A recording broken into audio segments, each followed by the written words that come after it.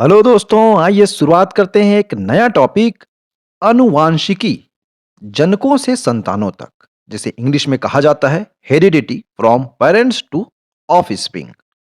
तो ये आनुवांशिकी होता क्या है?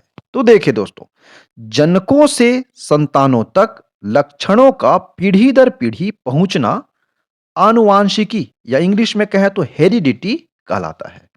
तो ये लक्षण क्या होते हैं? तो आप देखेंगे कि कोई व्यक्ति है, उसके आँखों का पुतली का रंग उनके मम्मी-पापा से मिलता-जुलता है, आपने देखा होगा, है ना? या फिर किसी का कान जो होगा, आप देखे होंगे कर्ण जो पाली है, अपना कान को आप छू करके देख सकते हैं, उसके नीचे का भाग जो है किसी का जुड़ा हुआ होता है और किसी का नहीं जुड़ा होता है। इस प्रकार से कुछ लक्षण जो होते हैं ना, वो ही लक्षण पीढ़ी दर पीढ़ी आगे बढ़ते हैं। और आपने देखी होगी किसी व्यक्ति की हाइट के बारे में, उनकी हाइट जो है उनके मम्मी-पापा के हाइट के अनुसार होगा। उनका जो शरीर का रंग होगा किसी बच्चे का, वो उसके मम्मी-पापा के अनुसार होगा। वैसे ही उसके बाल जो होगा ना, किसी के बाल आप देखे होंगे घुंघरालू होता है, तो वो घुंघरालू बाल भी उसके मम्मी-पापा के किन्हीं में से होगा या उनके दादा-दादी या नाना-नानी। तो किस प्रकार से? तो यही लक्षण होते हैं दोस्तों, जनकों से संतानों तक लक्षणों का पीढ़ी दर पीढ़ी आगे पहुंचना, यही आनुवांशिकी कहलाता है। अब ये जो लक्षण जो होते हैं, आनुवांशिकी गुण जो होता है, तो ये आनुवांशिकी गुण कहाँ होता है भाई? तो ये आनुवांशिकी गुण होता है डीएनए में, है ना? और ये डीएनए कहाँ होता है? कोशिका के केंद्रक पर। तो कोशिका के केंद्रक में ये डीएनए पाया जाता है, जिसे हम क्या कहते हैं? आनुवांशिक पदार्थ के नाम से इसे जाना जाता है। यही आनुवांशिक पदार्थ जो डीएनए है ना, वो जनकों से संतानों तक लक्षणों को ले जाने का काम करता है। अब इसके अध्ययन में किस प्रकार से आनुवांशिक गुणों के बारे में जो मेंडल ने किस प्रकार से जानकारी जो है हम तक लाई है, तो देख वैज्ञानिक का नाम है मेंडल। ठीक है। तो मेंडल ने इसके बारे में 19वीं शताब्दी में व्यापक जो है अध्ययन हो रहे थे और इसके बावजूद जो डार्विन के बाद जो है मेंडल ने किस प्रकार से किया, तो उन्होंने 1856 में इसके बारे में उन्होंने पढ़ाई की और पढ़ाई करने के बाद ये मटर जो होता है ना, मटर का पौधा सबसे पहले उन्होंने पादप में देखा। तो मटर के पौधे को उन्होंने लगभग 10,000 बार मटर के पौधे का प्रयोग किया दोस्तों। 10,000 बार कैसे किया? उन्होंने 2 अलग-अलग रंगों के फूलों वाले मटर को बार-बार संकरण करा करके एक नया पौधा बनाने की कोशिश किया और उनमें ये कोशिश किया कि उन्होंने कि जो नई पौधा होगा ना, उसके जो फूल का जो रंग होगा, आप देखेंगे एक फूल उन्होंने देखा बैंगनी और दूसरा सफ़ेद। और ये 2 फूल रंगों वाले जो मटर थे, उनको संकरण करा करके एक तीसरा बनाने का बार-बार उन्होंने कोशिश किया। तो मेंडल के उद्देश्य क्या थे? आइए देखते हैं। तो आप देखेंगे दोस्तों, जो मेंडल था, उनका उद्देश्य क्या था? तो मेंडल कोई ऐसा नियम खोजने का प्रयास कर रहे थे, जो सामान्य रूप से विषम लक्षणों यानी मटर के पीले और हरे रंग के बीच बैंगनी और सफ़ेद फूल आदि की आनुवांशिकी के लिए लागू हो सके। ठीक है? साथ ही वह यह भी प्रयास कर रहे थे कि यह अनुमान लगाया जा सके कि पीढ़ी से दूसरे पीढ़ी तक लक्षणों में कितनी भिन्नताएं होती है। मेंडल ने इसके लिए पहले से मधुमक्खियों पर प्रयोग करने का शुरू किया। पहले क्या किया? पहले मधुमक्खी पर प्रयोग करने का शुरू किया। लेकिन फिर क्या हुआ? जंतुओं को छोड़कर वो पौधों पर प्रयोग करने लगे क्योंकि पौधों को संभालना आसान था। क्या कारण था पौधों पर प्रयोग करने का?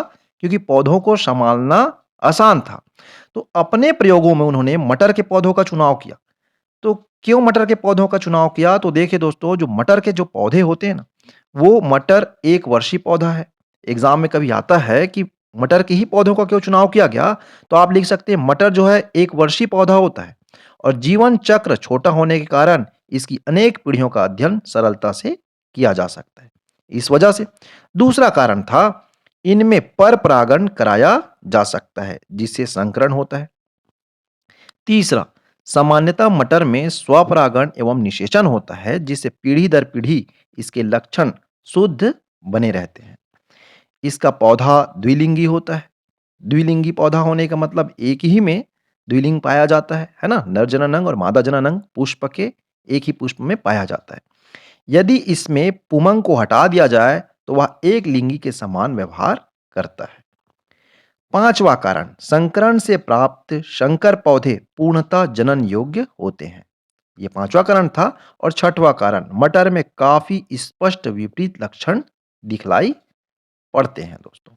तो ये 6 कारण की वजह से मेंडल ने अपने प्रयोग के दौरान क्या किया, मटर के पौधे को लिया। और आप यहाँ पास देख सकते हैं ग्रेगर जॉन मेंडल जो है इनका पूरा नाम था। और यही वैज्ञानिक थे जिन्होंने अनुवांशिकी के लिए प्रयोग के दौरान उन्होंने मटर के पौधे का उपयोग किया दोस्तों। तो किस प्रकार से सर्वप्रथम उन्होंने अपना प्रयोग प्रारंभ किया, तो देखिए उन्होंने जब अपना प्रयोग कर रहे थे तो बैंगनी फूल जो था ना, बैंगनी फूल के पुंकेसर को अलग करना। तो यहाँ से आप देख पा रहे होंगे कैंची से जो है पुंकेसर को काटा जा रहा है। और काट करके क्या किया गया, दूसरे में सफेद फूल के पुंकेसर से पराग कणों को बैंगनी फूल के वर्तिकाग्र तक पहुंचाया। क्या किया, बैंगनी फूल के वर्तिकाग्र तक सफेद फूल के पुंकेसर को पहुंचाने का काम किया।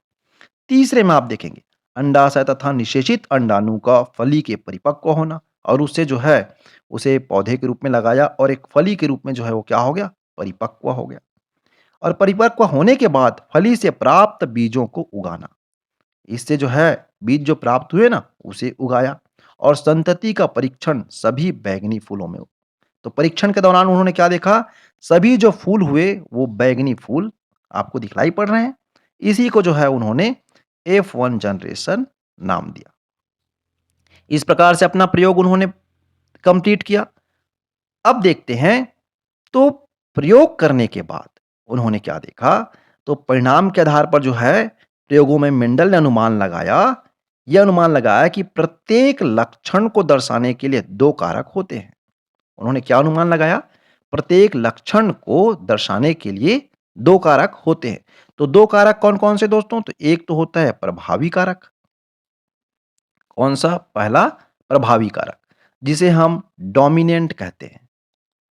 इंग्लिश में कहें तो डोमिनेंट फैक्टर कहा जाता है। और दूसरा है अप्रभावी कारक। अप्रभावी कारक। तो अप्रभावी कारक को कहा जाता है रिसेसिव। क्या कहा जाता है? रिसेसिव। ये 2 कारण होते हैं, ये बताया।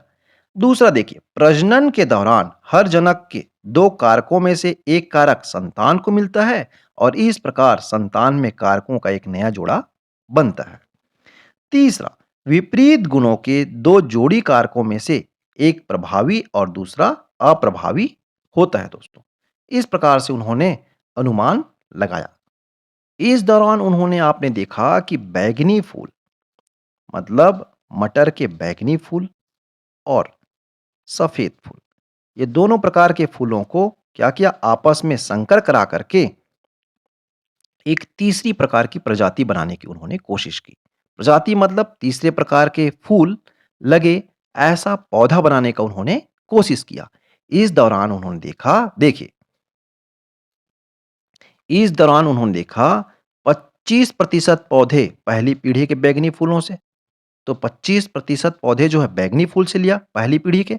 और 25% पौधे पहली पीढ़ी की ही सफेद फूल वाले जनक से। और 50% द्वितीय पीढ़ी के जनक से पौधे मिले।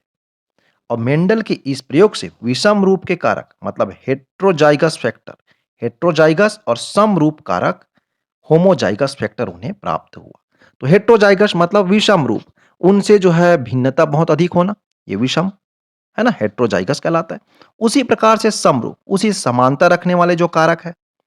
ठीक है। अब आइए देखते हैं दोस्तों जीनोटाइप एवं फिनोटाइप के बारे में। तो ये जीनोटाइप और फिनोटाइप आप नाम सुनेंगे आगे, जब इनके बारे में हम पढ़ेंगे जीन के बारे में। तो ये जीनोटाइप फिनोटाइप होता क्या है? तो देखिए, कारकों की प्रकृति, उदाहरण के लिए सफेद फूल के कारक जिसे वीवी उन्होंने नाम दिया। ठीक है। जीनोटाइप तथा इनसे प्रदर्शित लक्षणों को फिनोटाइप कहा जाता रहा है। क्या कहा जाता है? उदाहरण के देखिए, सफेद फूल के कारक को जीनोटाइप और इनसे प्रदर्शित लक्षण को मतलब कोई व्यक्ति है उनके शरीर के बाहर का जैसे लक्षण है। यहाँ तो हम मटर के दाने की बात कर रहे हैं, मटर के फली की बात कर रहे हैं ना, फूलों की बात कर रहे हैं, मटर के फूलों की, तो वैसे ही एक व्यक्ति के बारे में अगर बात करें, तो उनके अंदर के जो आनुवांशिक गुण हैं, वो जीनोटाइप कहलाएँगे और उनके बाहर के जो लक्षण हैं, आनुवांशिक लक्षण, जो शारीरिक उनका बनावट है बाहर का, वो क्या कहलाएगा? फिनोटाइप कहलाएगा। तो देखिए, अर्थात कारकों के समग्र समूह जिनसे लक्षण प्रदर्शित होते हैं, जीनोटाइप है तथा बाह्य रूप से दिखाई देने वाले लक्षण को क्या कहते हैं? फिनोटाइप कहते हैं। तो लक्षण जिनसे प्रदर्शित होते हैं वो क्या होंगे? जीनोटाइप होंगे और बाह्य लक्षण फिनोटाइप होंगे।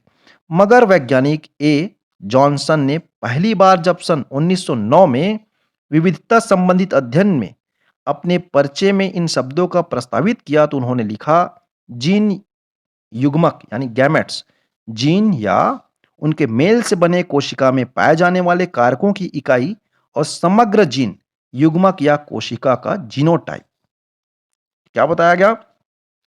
जीन युग्मक या उनके मेल से बनी कोशिकाओं में पाए जाने वाले कारकों की इकाई या समग्र जीन युग्मक या कोशिका का जीनोटाइप है और जीवों में पीढ़ी दर पीढ़ी काफी जीनोटाइपिक समानताएं पाई जाती है।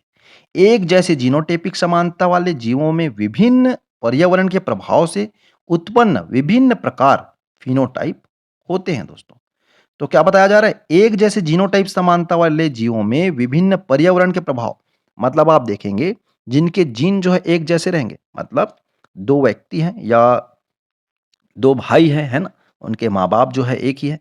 परंतु आप देखेंगे कि एक व्यक्ति जो है रंग जो है उनका परिवर्तन हो सकता है और दूसरे का रंग परिवर्तन हो सकता है, दूसरे का हाइट परिवर्तन हो सकता है, उनके रहने के अनुसार वो किस जगह रह रहे हैं, ठीक? यानी जीनोटाइप वंशागत लक्षण है। जीनोटाइप कैसा लक्षण है? वंशागत लक्षण है और फिनोटाइप अवंशागत लक्षण है। तो फिनोटाइप से जो है उनके शारीरिक बनावट ये सब निर्धारित होते हैं दोस्तों और जीनोटाइप ये जो है उनके वंशागत लक्षण होते हैं। इस प्रकार से मेंडल ने अपने नियम में बताया। तो देखिए दोस्तों, मेंडल ने क्या बताया अंतिम में? मेंडल के अनुमान के अनुसार प्रयोगों से पता चला कि परागकण व बीजांड बनते समय एक जोड़े कारक में दोनों कारक अलग-अलग हो जाते हैं। यानी बैंगनी या सफेद फूल वाले मटर के पौधों के युग्मक अर्थात परागकण या बीजांड में एक बैंगनी कारक और एक सफेद कारक होगा। बीजांड और परागण के मेल से बने बीज में रंग के दो कारक होंगे। ये दोनों बैंगनी वीवी या दोनों सफेद स्मॉल वी से प्रदर्शित किया है। यह बैगनी एक बड़ा वी और एक स्मॉल वी यहाँ लिया गया, एक बैंगनी हो सकता है। मेंडल के अनुसार युग्मक में कारक एक दूसरे से पृथक होकर पहुंचते हैं या मेंडल के पृथक्करण का नियम कहलाता है दोस्तों। इस प्रकार से मेंडल ने अपने नियम में दिया। इसी नियम का हम उपयोग आगे सिकल सेल एनीमिया या फिर लिंग निर्धारण के लिए इस नियम का हम आगे उपयोग करेंगे। ये वीडियो आपको अच्छी लगी हो तो इस वीडियो को लाइक कीजिए, अपने दोस्तों के साथ ज़्यादा से ज़्यादा शेयर कीजिए और चैनल में पहली बार है तो इसे आप सब्सक्राइब करके रख लीजिए। Thank you.